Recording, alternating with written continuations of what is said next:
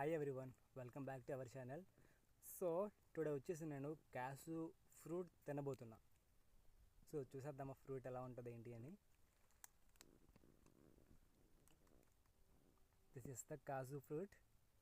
చూడడానికి చాలా అంటే చాలా స్మూత్గా, చాలా మంచి, దీన్ని చూసుకుంటూనే తినేయాలన్నంత అలా ఉందన్నమాట.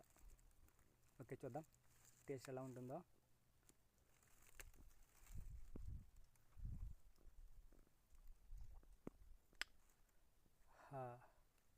సో గైస్, మీరు కూడా ట్రై చేయండి.